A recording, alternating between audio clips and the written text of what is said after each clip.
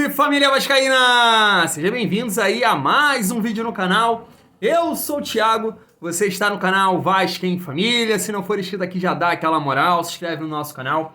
Deixa o like pra gente estar chegando a mais vascaínos.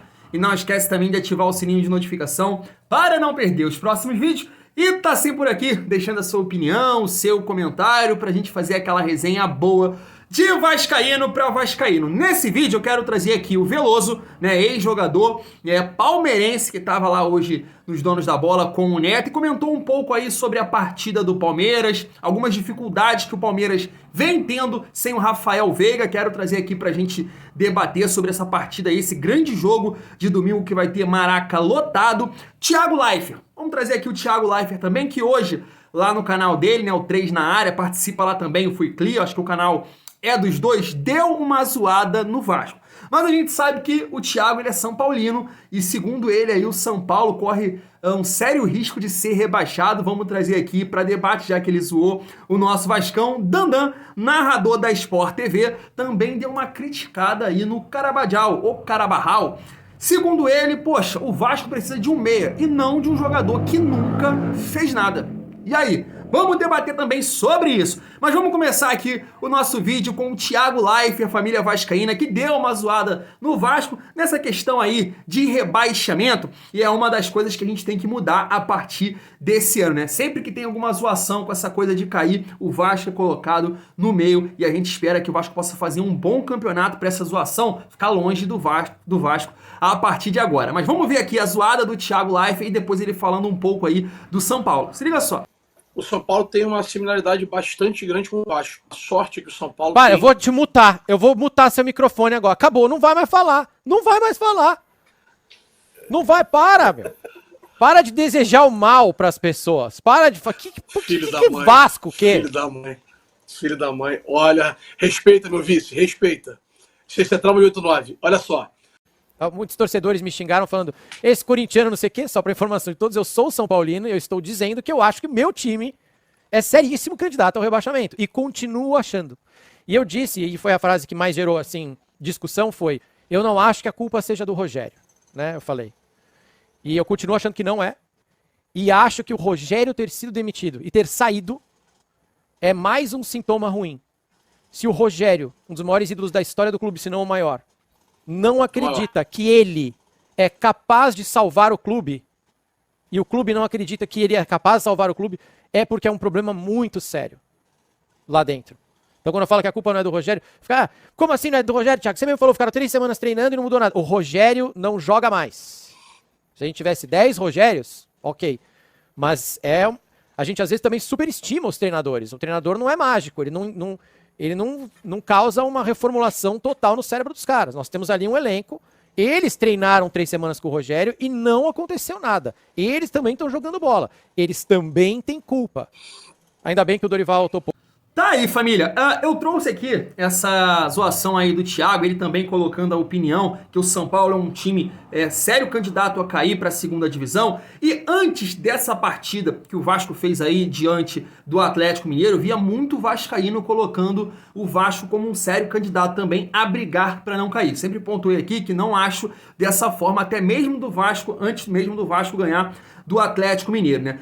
Pegando aí alguns times que eu acho que estão à frente do Vasco, se for para colocar assim, eu acho que o Vasco não tá nessa briga. Nesse momento, a gente sabe que, como eu falei aqui, futebol é momento. E eu acho que vários times estão performando aí abaixo do Vasco. Vou citar aqui alguns, vocês podem citar aí também nos comentários. Ó, eu cito aqui o Curitiba, o Goiás, o Santos, Cruzeiro, Cuiabá e também o São Paulo agora com o Dorival Júnior. Pode até aí melhorar o seu rendimento, mas acho que está atrás do Vasco nesse momento. Eu posso te dizer aqui que se você pegar os times que o Vasco foi rebaixado, eu acho que o time do São Paulo atual é melhor que todos os do Vasco. Todos do Vasco. Mas o São Paulo tem um grande problema que o Vasco teve aí ao longo desses anos brigando para não cair ou sendo rebaixado, que é jogadores que não estão acostumados a jogar em time grande. O Vasco sofreu muito com isso e por isso vem aí construindo esses rebaixamentos. Então pode ser um caso aqui acontecendo com o São Paulo. A questão do treinador também, até acho que o Dorival possa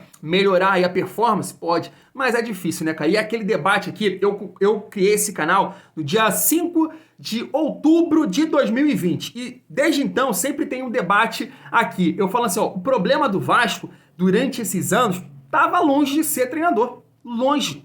O problema do Vasco sempre foi elenco. Até pontuei quando o Barbieri chegou no Vasco, eu falei, ele vai ser o treinador mais cobrado dos últimos anos, porque agora ele tem material humano, ele tem mais recurso. Então eu vejo todos esses times aí à frente do Vasco e espero dar uma zoada aí no meu xará, né, no Thiago Life, porque se Deus quiser a gente vai estar ali na parte de cima da tabela e o São Paulo brigando para não cair, família vascaína. Vamos trazer aqui agora a declaração aí do Dandan da Sport TV, tá sempre comentando um pouco aí, né, de Vasco, e ele comentou sobre o Carabajal ou Carabarral e tá na tela para vocês o comentário, ó. Crente que esse Carabarral era um jovem e tal. Tem 32 anos e nunca fez nada. O Vasco precisa de um meia para ser titular absoluto, né? A gente já discutiu isso aqui diversas vezes.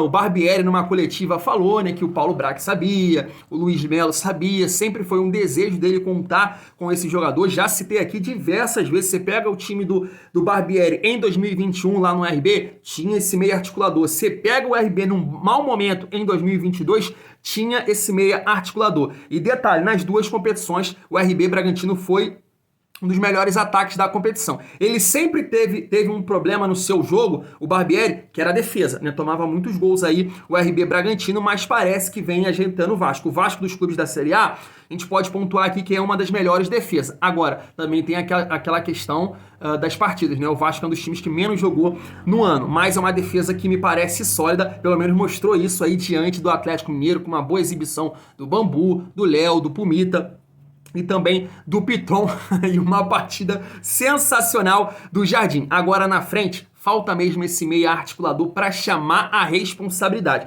que não é o Carabarral, na minha opinião. Eu vi, cara, muito torcedor, naquele vídeo que eu trouxe ontem à noite, do Pedrinho e tudo mais, eu falei um pouco mais sobre o jogador, e muita gente me corrigindo, falando assim, Thiago, ele é um segundo homem de meio campo, ele é um segundo volante. Galera, eu fui pesquisar mais uma vez no canal Eu Vim de Santos, outros canais que cobrem o Santos, e basicamente eles estão dizendo lá que é por esse motivo que ele não rendeu no Santos, porque ele nunca jogou na função dele. Peço para essa galera que até comentou aqui no vídeo, e agradeço demais a participação, pegar a escalação ou os melhores momentos dele lá no Argentino Júnior. Ele não é segundo homem de meio campo, pelo menos lá onde ele se destacou. Jogava o Fausto Vera em mais um volante e ele mais à frente, como terceiro homem. Aqui no Santos, pode ter ocorrido dele jogar algumas vezes, né? Ele até disse isso numa coletiva de apresentação dele, né? Eu posso jogar aberto, eu posso jogar de segundo homem, mas o que eu gosto de fazer, a minha função preferida é de terceiro homem. É um cara que organiza, meia armador. Então, galera, essa rapaziada que comentou aqui no vídeo, dá uma olhada lá pra gente trocar aqui uma ideia, família vascaína. Mas o Dandan não deixa de estar falando a verdade. Esse jogador pode chegar e ajudar a resolver os nossos problemas, principalmente aí na criação. Não conseguiu render lá no Santos, apesar que lá no Argentino Júnior ele era um bom coadjuvante. Ele nunca foi um jogador principal pelas informações que a gente viu lá, né? Sempre foi esse jogador que contribuía com o time, não chamava a responsabilidade. E a gente precisa realmente aí de um camisa 10 que possa chamar a responsabilidade, principalmente naqueles jogos em que o Vasco vai pegar times reativos. A gente teve dificuldade, muita dificuldade já na temporada contra esses times e a gente vai enfrentar diversos, né? Eu falei aqui algum deles, né, que eu coloquei à frente do Vasco aí para brigar pro rebaixamento, né? Posso citar aqui de novo: Curitiba, Goiás, Santos, Cruzeiro, São Paulo, Cuiabá. Todos esses aqui, posso citar o Bahia também, que eu esqueci, vai jogar de uma forma reativa contra o Vasco quando vir aqui ou no Maracanã ou em São Januário, família vascaína. Pra gente finalizar o nosso vídeo, eu quero trazer aqui o Veloso, é isso mesmo, comentou um pouco aí lá hoje nos Donos da Bola sobre a partida do Palmeiras. Eu acho que ele toca aí em pontos interessantes pro Barbieri ficar de olho nesse confronto aí diante o Abel Ferreira. Se liga só. Você sabe que essa pergunta que você me faz sobre como o Corinthians jogar sem o Renato, dá pra gente pensar, e eu vi ontem o que o Abel fez sem o Veiga. Então. O Palmeiras tá tendo a mesma dificuldade de ser um meia. E aí o que ele fez ontem... Sem dois, né? Gustavo Scarpa também. Ontem no primeiro tempo ele tentou John, que até jogou bem, só que estava jogando aberto pela esquerda. Mas o Palmeiras não tem meia também. E o que ele fez ontem? Ele mudou para um 4-4-2 com dois jogadores de velocidade. É a melhor coisa do mundo, Veloso. E dois atacantes. É a melhor coisa do mundo, é o 4-4-2 do Corinthians. Ele fez e dois atacantes e acabou, irmão. O Abel viu a dificuldade de criar o Palmeiras com um meia que não estava funcionando como funciona o Veiga, é claro. E o Corinthians tem essa mesma dificuldade sem o Renato. O que ele fez? No segundo tempo ele mudou para um 4-4-2 com dois jogadores de beirada jogada de velocidade e 2 jogadores enfiados na área. E virou o jogo. Isso então, mesmo. se o Corinthians não consegue achar uma forma de jogar... Joga sem o 4-4-2, Renato, irmão. Bota um 4-4. Como tá jogando hoje já o Roger Guedes e o Yuri na frente e 2 jogadores de velocidade do lado. O problema é que o Corinthians tá colocando o Juliano de um lado e tava colocando o Matheus do outro. Não tem a velocidade. É isso, né, família? Até o Palmeiras tem a falta aí, né, desse meio articulador, o Rafael Veiga, quando não joga. Citaram ali também o Renato Augusto no Corinthians, mas você tem, a gente pode dizer ali, 2 jogadores no Palmeiras, esses pontas, muito acima da média. São um dos melhores do futebol brasileiro, sem sombra de dúvida, que é o Arthur e o Dudu. E aí, quando o Abel Ferreira fez esse ajuste, né, muito torcedor do Vasco pede pro Vasco jogar dessa forma, né, num 4-4-2, como o Veloso falou ali, Arthur e Dudu como pontas organizadores, né, puxando pro meio, pela ponta, e aí ele colocou ali o Rafael Navarro e também o Hendrick. O Palmeiras conseguiu uma bela vitória. Tem outros pontos pra gente trocar uma ideia em relação a isso, que a gente vem falando aí do desgaste, né, dos jogadores do Palmeiras, também como do Atlético Mineiro. O Abel Ferreira falou disso na coletiva, né, que não dá pra comparar, o Vasco tá muito mais preparado, né, pensando somente no Palmeiras e a gente fazendo todos esses jogos, né. Já citei aqui outras vezes, o Palmeiras até o jogo contra o Vasco fez 7 partidas. O Vasco apenas uma, a vitória contra o Atlético Mineiro. E aí a gente pode pegar aqui, tava fazendo meu dever de casa, desde o jogo contra a Tombense pela Copa do Brasil, até a última de ontem contra o Cerro Porteño, 7 jogadores vêm atuando direto. Everton, Marcos Rocha, Gustavo Gomes, o Vanderlan, lateral esquerdo, muito bom, hein? Zé Rafael, Gabriel Menino e também o Dudu. E 2 jogadores vêm jogando aí as últimas partidas, né? Que foi diante do Cuiabá e também do Cerro Porteño, que foi o Arthur e também o Flaco Lopes. O Palmeiras tem uma sequência aí interessante, depois do Vasco encarar a Tombense. Então, assim, se eu fosse chutar ou apostar, eu acho que ele vai poupar mais jogadores diante da Tombense, já que ele tem aí um placar razoável, né? 2 gols de diferença. E aí eu acho que ele pode balancear nesse sentido. Não sei se ele vai poupar tantos jogadores contra o Vasco, porque depois da Tombense, o Palmeiras encara Corinthians, um clássico. Então, desses jogos aí, eu acho que ele vai poupar contra a Tombense. Mas tem um ponto também aí pra gente debater, que a gente até citou do Bambu diante do Atlético Mineiro, né? Um jogador que acho que o Barbieri optou, como o Mauro Galvão disse aqui, eu trouxe o corte no canal, né? Pela velocidade dele, e o Atlético Mineiro não tem atacantes bom na bola aérea, é mais rápido, mais bola no chão, e o Bambu saiu muito bem, né? Marcando o Hulk, o Paulinho, o Pavão se saiu muito bem. Só que a gente vê, e o Atlético vale pontuar que a parte defensiva, né? Os zagueiros também não são tão bons assim na bola aérea. Mas a gente tem aí um jogador do Palmeiras que chama muita atenção nesse sentido aí, que é o Gustavo Gomes, né? Ele é um cara muito bom nesse jogo, nessa bola aérea, e a gente não sabe se o Abel vai poupar ele. Mas também tem um outro ponto, que são esses pontas aqui do Palmeiras, irmão. Dudu e Arthur, Deus que me livre marcar esses caras aí. A zagueirada deve até ficar com pesadelo aí antes do jogo. Mas na sua opinião, pontuando essas características, essa boa bola ofensiva do Gustavo Gomes e essa velocidade dos pontos, imaginando que esses jogadores vão jogar, quem você escolheria? Capasso ou Bambu? A gente sabe que o Capasso é um cara muito forte na bola aérea, nesse contato físico, e o Bambu é um zagueiro de mais mobilidade, né? E segundo aqui a informação do GE, o Barbieri vai repetir o time e só tem uma dúvida, que é justamente essa: Capasso ou Bambu? E eu quero saber a sua opinião.